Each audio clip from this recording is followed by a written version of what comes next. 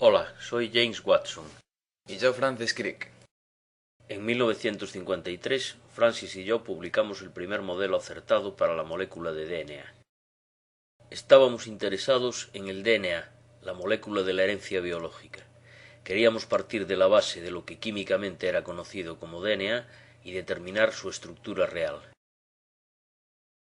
Con anterioridad, Phoebus-Leven había demostrado que cada elemento nucleotídico del DNA está constituido por un grupo fosfato unido al azúcar desoxirribosa, que a su vez está unido a una de las 4 bases nitrogenadas, adenina, guanina, citosina y timina.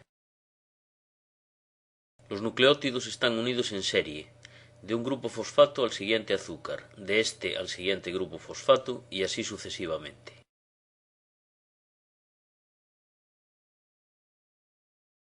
Aunque Leven había propuesto los enlaces químicos correctos, su teoría del tetranucleótido era errónea. Si el DNA tenía una secuencia fija y repetitiva, no podría ser suficientemente inteligente como para ser portador de información.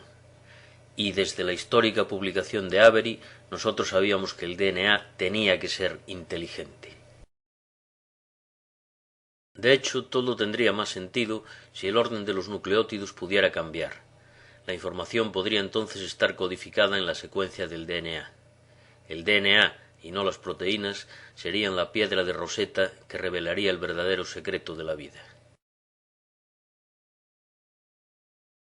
Hola, soy Erwin Chargaff.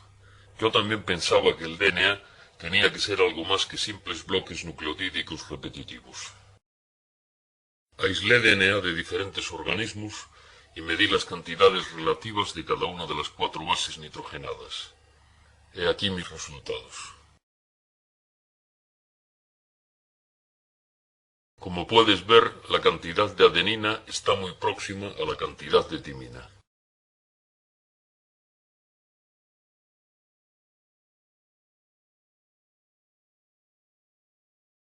Y hay exactamente tanta guanina como citosina.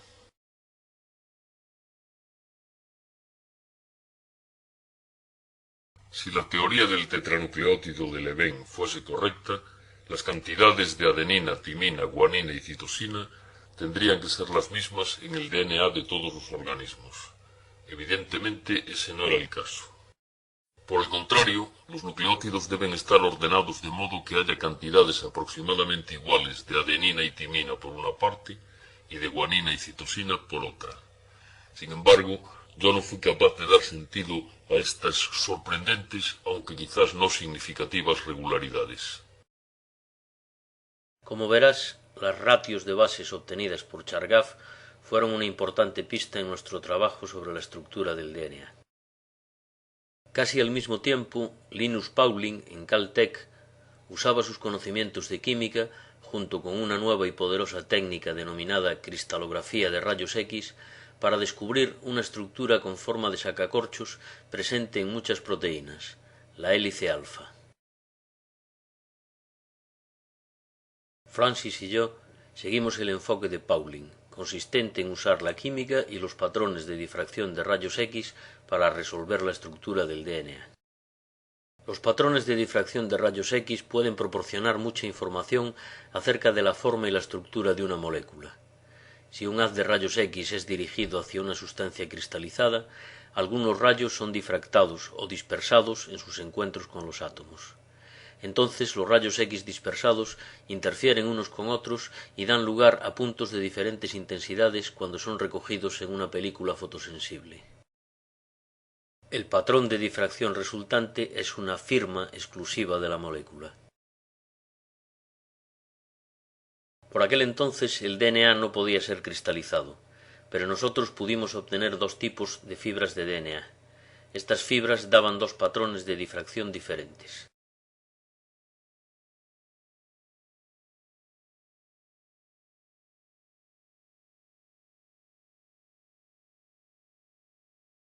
Rosalind Franklin y Maurice Wilkins obtuvieron estos patrones de difracción de rayos X.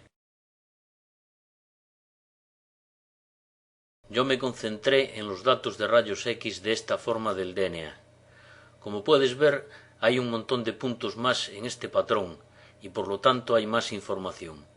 fui capaz de calcular las dimensiones básicas de la molécula de DNA. Mientras tanto, Rosalind estaba trabajando en el otro difractograma. Francis quedó inmediatamente impactado por la simetría y simplicidad de este patrón de rayos X. Resultó claro para mí que toda la información que necesitábamos se encontraba en este patrón de rayos X. La característica X en esta fotografía de rayos X delata la presencia de una hélice. Dado que el patrón de rayos X es tan regular, las dimensiones de la hélice también deben serlo. Por ejemplo, el diámetro de la hélice permanece constante a lo largo de ella.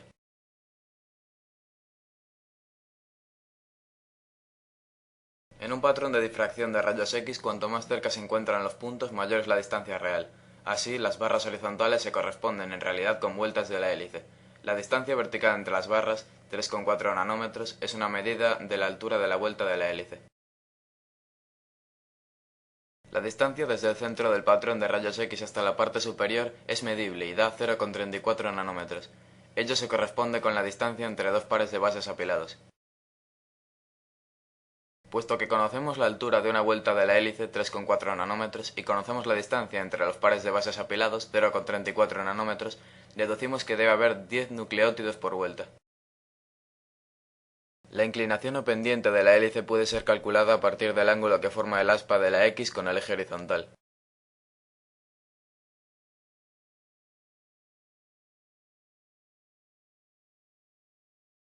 Distorsionando la hélice puedes hacerte una idea de cómo su pendiente se relaciona con el patrón de rayos X. De este patrón de rayos X yo deduje que el DNA debía ser una doble hélice con los grupos fosfato en el exterior y las bases en el interior. Y gracias a las medidas efectuadas por Franklin y Wilkins, nosotros conocíamos las dimensiones básicas de la hélice. Jim y yo estábamos ansiosos por encajar todo lo que sabíamos del DNA en un modelo preciso, pero algunas preguntas permanecían sin respuesta. ¿Cómo se acoplaban ambas hélices? ¿Cómo estaban ordenadas las bases nitrogenadas? Hubo una carrera por resolver la estructura del DNA. Nosotros sabíamos que, después de resolver la estructura de la hélice alfa en las proteínas, Linus Pauling estaba interesado en la estructura del DNA. Justo cuando estábamos empezando a construir tentativas de modelos del DNA, oímos que Pauling había enviado para su publicación un artículo sobre la estructura de esta molécula. Nosotros aguardábamos con un cierto hormigueo para revisar este modelo, que resultó ser una triple hélice. Todo el mundo estuvo de acuerdo en que aquel modelo no podía ser el correcto. Pauling había colocado los grupos fosfato en la parte central de cada hélice, con las bases nitrogenadas mirando hacia afuera. 3 de estas hélices estaban entrelazadas para formar una molécula de DNA. Pauling había olvidado la carga negativa del átomo de oxígeno de cada grupo fosfato. La situación de estas cargas en la parte central y apiladas unas encima de otras provocaría fuerzas repulsivas que harían imposible mantener unidas las distintas hélices. De manera incomprensible, el hombre que había escrito el tratado sobre el enlace químico se había equivocado. El error de Linus nos dio ánimos para trabajar aún más duro, ya que sabíamos que él redoblaría sus esfuerzos para corregirlo. Un día, poco después de la llegada de su artículo, yo me puse a jugar con unos modelos de cartón de las bases nitrogenadas. Yo sabía que los nucleótidos podían emparejarse y formar interacciones débiles llamadas puentes de hidrógeno. Al contrario que los fuertes enlaces covalentes que unen el fosfato, el azúcar y la base en un nucleótido, los puentes de hidrógeno se forman cuando el nitrógeno o el oxígeno comparten un átomo de hidrógeno. Comencé a emparejar los nucleótidos buscando posibles puentes de hidrógeno. Yo comparaba la anchura de los diferentes pares de bases. Algunos pares eran obviamente diferentes en anchura. Si estos pares existían en efecto en la hélice del DNA, esta hélice sería irregular, con entrantes y salientes.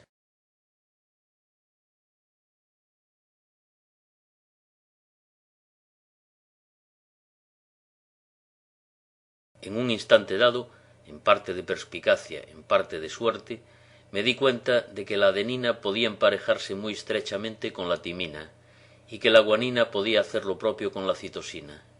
Además, el par de bases AT tenía la misma anchura que el par GC.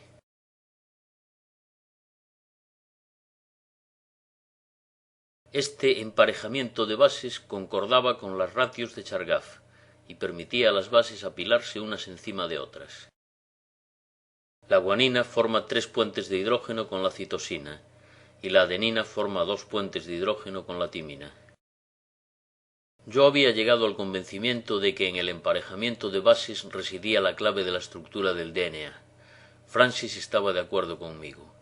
Él apuntaba además que, debido a ciertos ángulos de enlace y a la proximidad de los pares de bases, las dos hélices debían correr en direcciones opuestas. Las dos hélices son antiparalelas.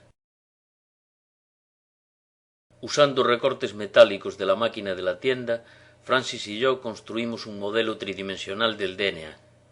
El modelo, de 6 pies de altura, incorporaba lo hasta entonces conocido, con mi esquema de emparejamiento de bases AT y GC y la idea de Francis sobre las cadenas antiparalelas. Todo encajaba maravillosamente en su lugar. Después de ver nuestro modelo, todo el mundo, incluyendo a Maurice y a Rosalind, estaba de acuerdo en que habíamos dado con la estructura correcta del DNA. Así pues, el DNA era una escalera de mano retorcida sobre sí misma, en la que las cadenas azúcar-fosfato eran las guías y los pares de bases eran los peldaños. Las guías corrían en direcciones opuestas. Los peldaños nucleotídicos eran complementarios. Donde en una cadena había adenina, en la otra había timina en la misma posición. De manera análoga, donde en una cadena había guanina, en la otra hay citosina en la misma posición.